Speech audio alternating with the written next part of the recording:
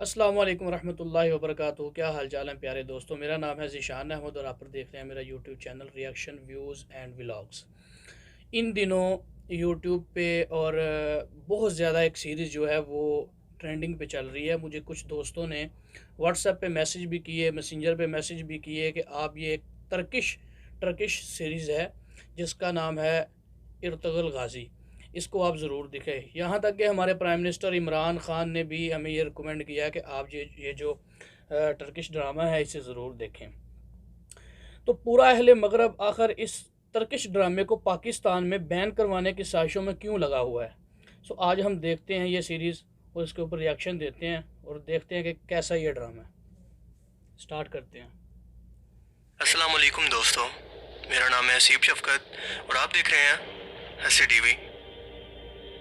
دوستو، یکم رمضان المبارک سے پاکستان کے نیشنل ٹی وی یعنی پی ٹی وی پر دنیا بھر میں مشہور ترکش ڈرامہ سیریل دہل سرتگال کو اردو کے اندر ڈب کر کے دکھایا جائے گا۔ یہ پورا ڈرامہ سیریل حقیقت پر مبنی ہے، جو مسلمانوں کے شاندار ماضی، ان کے اتحاد کی طاقت یعنی کہ خلافت عثمانیہ کو عطا کیے گئے نیک، بہادر، ذہین، جنگجو اور نڈر حکمرانوں کی تاریخ کو حقائق کے ساتھ ایسے خوبصورت انداز کے اندر پیش کر رہا ہے کہ مسلمانوں کو ان کا سنہرا ماضی ایک بار پھر سے یاد کروایا جائے، جو کہ ہالی ووڈ اور بالی ووڈ کی فکشنل، فرضی اور فحش موویز اور ڈرامہ سیریلز کے ذریعے کئی دہائیوں سے مسلمانوں کے برین واش کرنے کے لیے بنتی چلی آ رہی ہیں، اور ہم لوگ خود انہیں پیسہ دے کر دیکھ رہے تھے۔ دہل سرتگال ڈرامہ دسمبر 10 2014 کے اندر ترکی میں پہلی بار ریلیز ہوا، اور دیکھتے ہی دیکھتے اس کی مقبولیت اس قدر بڑھ گئی کہ آج دنیا کے 150 سے زیادہ ممالک کے اندر اسے ترجمے کے ساتھ شائع کیا جا چکا ہے، جس نے اہل مغرب اور یہودی لابی کی اربوں ڈالر کی انویسٹمنٹ، جو کہ ففتھ جنریشن یعنی کہ میڈیا کے ذریعے مسلمانوں کی ذہن سازی کر کے انہیں ان کی تاریخ بھلا کر انہیں فحش و عریانی کے اندر مبتلا کرنا اور ان کے فیملی سسٹم کو توڑ کر انہیں کمزور کرنا تھا، انہیں اب اپنے یہ خواب اس ڈرامہ سیریل کے آنے کے بعد چکنا چور ہوتے نظر آ رہے ہیں، جس کا ثبوت ہے نیو یارک ٹائم کے اندر شائع ہونے والا ایک آرٹیکل، جس کے اندر اس ڈرامہ سیریل کو خاموش ایٹم بم کہہ کر تشبیہ دی گئی ہے، کیونکہ یہ ہالی ووڈ کے فرضی سپر ہیروز کی بجائے مسلمانوں کے اصل سپر ہیروز اور ان کی تاریخ کو یوں دکھاتا ہے کہ کسی بھی ملک اور قوم کے خلاف دشمنوں کی سازشوں کو حق اور ایمانداری اور وفاداری کے راستے پر چل کر کیسے مسلمان آسانی سے زیر کر سکتے ہیں۔ وہ مسلمان جنہوں نے 1291 سے لے کر 1924 تک یعنی سلطنت عثمانیہ کے دور کے اندر امت مسلمہ کا اپنی تلواروں سے دفاع کیا اور 600 سال تک اسلامی خلافت کو قائم کیے رکھا۔ اس ڈرامہ سیریل نے کیوں اہل مغرب کی نیندیں حرام کر رکھی ہیں اور ان کے منصوبوں پر مستقبل کے لیے خطرے کی گھنٹی کیسے بجا دی ہے، اسے سمجھنے کے لیے سب سے پہلے آپ کو ارطغرل غازی، جو خلافت عثمانیہ کی بنیاد رکھنے والے سب سے پہلے انسان تھے، ان کی تاریخ اور خلافت عثمانیہ کے قیام، اس کے عروج اور زوال کو مختصر طور پر سمجھنا ہوگا۔ میں کوشش کروں گا کہ اس لمبے ٹاپک کو آپ کو مختصر کر کے اور جتنا ہو سکے اسے پریسائز کر کے آپ کو سمجھانے کی کوشش کروں۔ اچھا ڈرامہ آپ بھی دیکھیں۔ دوستو، سلطنت عثمانیہ جو دنیا کے 3 بڑے اعظموں تک پھیلی ہوئی تھی اور دنیا کی سب سے مضبوط سلطنت تھی، اسے ایک کے بعد ایک ایسے قابل اور نیک حکمران ملے جو اس کی شان و شوکت کو مزید بڑھاتے چلے گئے، جس نے اس وقت کی سپر پاور یعنی کہ منگول اور صلیبیوں کی نیندیں حرام کر دی تھی، اور انہیں بتایا کہ جنگیں صرف تلواروں سے نہیں بلکہ سوچ اور تدبیروں سے بھی جیتی جاتی ہیں، کیونکہ منگولوں کے پاس خونخوار قسم کی فوج تھی، تلواریں اور جنگی حکمت عملی تو موجود تھی جو انہیں فتوحات پر فتوحات دیتی چلی گئی، لیکن کسی بھی ملک کو فتح کرنے کے بعد ان کے پاس اس ملک کو چلانے کے لیے کوئی نظام موجود ہی نہیں تھا، جو بعد میں خلافت عثمانیہ نے اسلامی قوانین کو اپناتے ہوئے اس جمہوری دنیا کو دوبارہ سے یاد کروایا۔ تو شروعات ہوتی ہے چنگیز خان کے کردستان پر حملے سے، جب اس حملہ کے بعد یہاں کے کچھ چروائے نقل مکانی کر کے اپنے ایک سردار کی زیر نگرانی ترکی کے علاقے اناتولیہ میں پہنچ گئے، اور اس سردار کا نام تھا ارطغرل۔ جی ہاں، وہی ارطغرل غازی جس پر یہ پوری ڈرامہ سیریل موجود ہے۔ یہ 100 خاندان تھے اور 400 گھڑ سواروں کا بڑا لشکر تھا۔ اناتولیہ کے علاقے پر اس وقت سلجوقی سلطنت قائم تھی، جو کہ بار بار اس وقت کی سپر پاور کے حملوں یعنی کہ رومی فوج اور تاتاری یعنی چنگیز خان کی اولاد کے حملوں کی وجہ سے بہت زیادہ کمزور ہو چکی تھی۔ سلطان الپ ارسلان جیسے عظیم حکمران نے سلطنت کی بنیاد رکھی تھی۔ جب ارطغرل یہاں پہنچے تو اس وقت بھی سلجوقی فوج اور رومی فوج کی آپس کے اندر لڑائی جاری تھی۔ ارطغرل نے اس وقت کمزور اور حق کا ساتھ دینے کا فیصلہ کیا اور سلجوقی فوج کے حکمران علاؤالدین کے ساتھ کندھے سے کندھا ملا کر رومیوں سے اس طرح سے لڑے کہ انہیں بھاگنے پر مجبور کر دیا، جس کے بعد سلطان علاؤالدین نے خوش ہو کر اناتولیہ کی مغربی سرحدوں کو ارطغرل اور ان کے خاندان کو دینے کا فیصلہ کیا، جس کے بعد انہیں اپنے زیر اطاعت رہنے والا ایک اتحادی بھی مل گیا اور ویسے بھی ارطغرل ایک انتہائی ذہین، ایماندار اور وفادار انسان تھے۔ وہ ہمیشہ علاؤالدین کے ساتھ ہر بغاوت کے موقع پر کندھے سے کندھا ملا کر لڑتے رہے، لیکن خود کبھی بغاوت نہیں کی، کیونکہ وفاداری ان کے خون کے اندر شامل تھی اور وہ ہر مارکے پر سلطان علاؤالدین کے ساتھ رہے۔ 1258 میں چنگیز خان کے پوتے ہلاکو خان نے بغداد پر حملہ کر کے صحیح معنوں میں خون کی ندیاں بہا دیں۔ اس نے نوجوانوں کو قتل کر کے ان کی کھوپڑیوں کے مینار بنائے، عورتوں اور بچوں کو قید کر لیا، علم و فنون کی کتابوں کو آگ لگا دی اور انہیں پانی کے اندر بہا دیا، جس کے بعد ایسا لگا کہ مسلمان ایک قوم کے طور پر کبھی بھی تاریخ میں دوبارہ کبھی اپنا کھویا ہوا مقام حاصل نہیں کر پائیں گے۔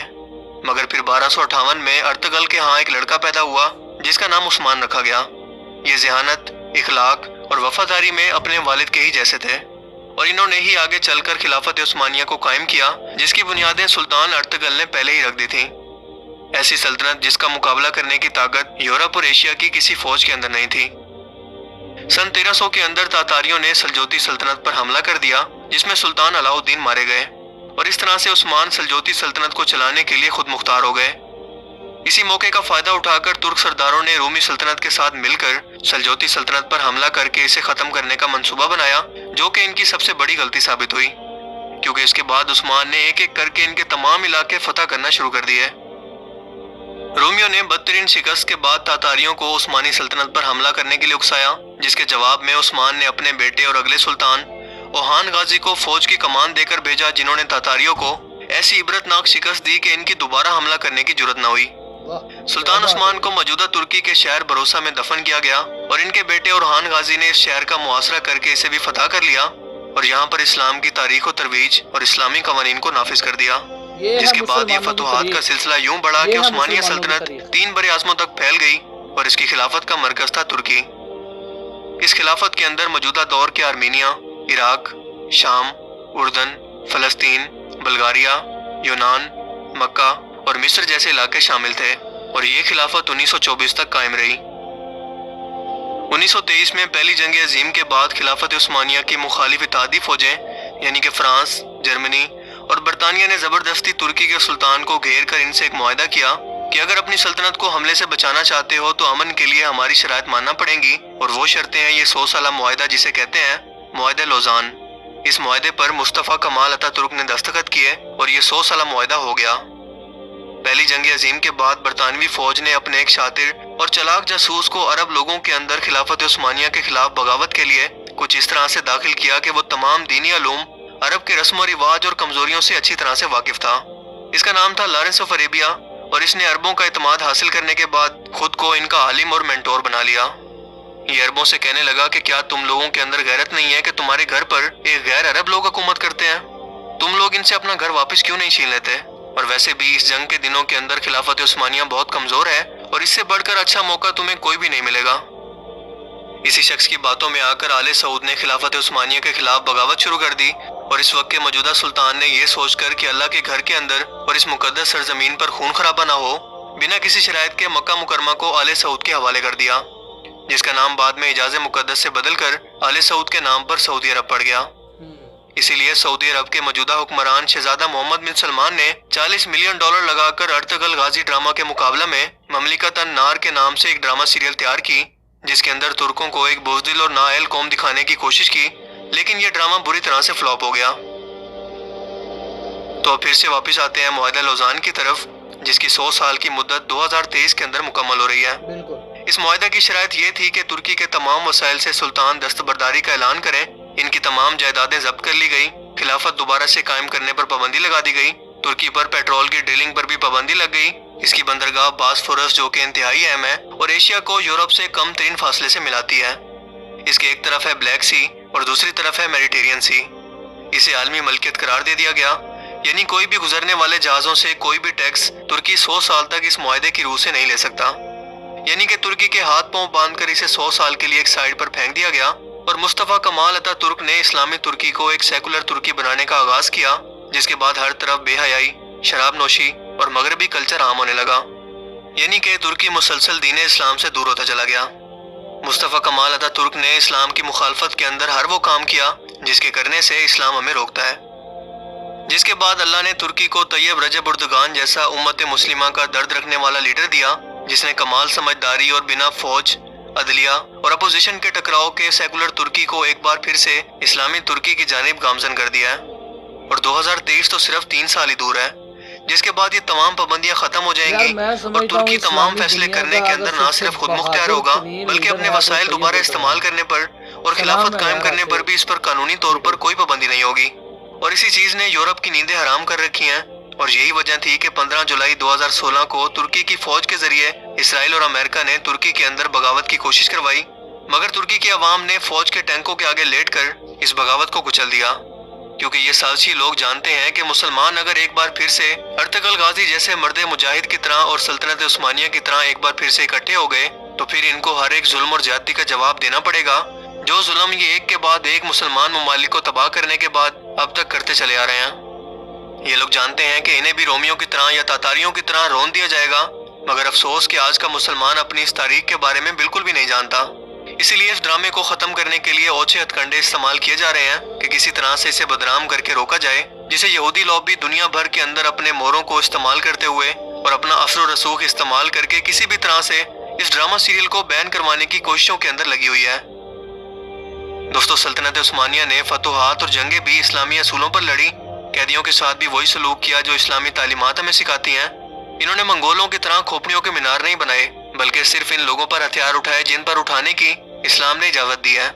انہوں نے ہر ایک فتح شدہ علاقے کو اسلامی قوانین کے مطابق چلایا، اقلیتوں کو بھی برابر کے حقوق دیے، عدل و انصاف قائم کیا، مسجد نبوی، گنبد خضرا، مسجد حرام کی جدید تعمیر و توسیع،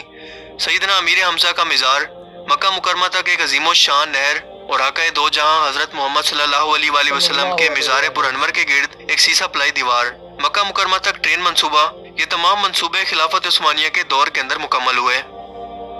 دوستو، تاریخ کے اندر ارطغرل غازی جیسے بہت ہی کم حکمران پیدا ہوئے، اور ہماری تاریخ بھی ہمیں یہ سکھاتی ہے کہ جب تک ہم اسلامی اصولوں کو نہیں اپنائیں گے، ہمارے پاس کتنی بھی طاقت ہو اور ہم جتنے بھی وسائل جمع کر لیں، سب کے سب بیکار ہیں، کیونکہ جنگ صرف ہتھیاروں کی بجائے اصولوں اور حوصلوں سے جیتی جاتی ہے۔ آج ہم مسلمان دنیا پر وہ عروج دوبارہ اس لیے حاصل نہیں کر پائے کیونکہ ہم مجموعی طور پر اسلامی نظام سے محروم ہیں۔ اس وقت پوری امت مسلمہ پر یہ فرض ہے کہ اپنی استطاعت کے مطابق اسلامی نظام کے نفاذ کی کوشش کرے، اپنا خود کا اتحاد قائم کرے، جیسے اہل کفر نے یونائیٹڈ نیشن کی صورت میں مسلمانوں کے خلاف کر رکھا ہے۔ اللہ تعالیٰ مجھ سمیت تمام مسلمانوں کو اس فریضے کے لیے قبول فرمائے، اور ہم مسلمانوں کو ہماری اصل تاریخ اور طاقت کو سمجھنے کی توفیق عطا کرے، کیونکہ دوستو، جو قومیں اپنی تاریخ بھلا دیتی ہیں وہ صفحہ ہستی سے مٹ جاتی ہیں۔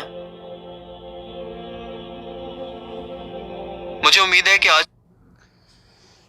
دیکھیں، مجھے دیکھ کے تو میں نے یہ جو ڈرامہ سیریل میں بھی دیکھ رہا ہوں، مجھے دیکھ کے تو بہت اچھا لگا، اور واقع ہی میں باقی تو ساری کی ساری بات آپ کو حسیب بھائی نے بتا ہی دی کہ جو قومیں اپنی تاریخ بھول جاتی ہیں وہ صفحہ ہستی سے مٹ جاتی ہیں، اور جبکہ ہمارے پرائم منسٹر عمران خان صاحب نے بھی ہمیں یہ ریکمینڈ کیا ہے کہ ہم یہ ڈرامہ سیریز دیکھیں، ارطغرل غازی اس کا نام ہے، ہم بھی یہ دیکھیں اور آپ بھی دیکھیں، اور آپ بتائیں کہ آپ کو دیکھ کے یہ کیسا لگا، مجھے کمنٹ سیکشن میں ضرور اپنی رائے کا اظہار کیجیے گا، بتائیے گا، اور اگر ویڈیو اچھی لگے لائک کریں، چینل پر نئے ہیں تو چینل کو سبسکرائب کرنا مت بھولیے گا۔ اب میں ملوں گا آپ سے نئی انٹرسٹنگ ویڈیو میں، تب تک کے لیے اپنا بہت سارا خیال رکھیے گا، بہت ساری دعاؤں کے ساتھ۔ اللہ حافظ۔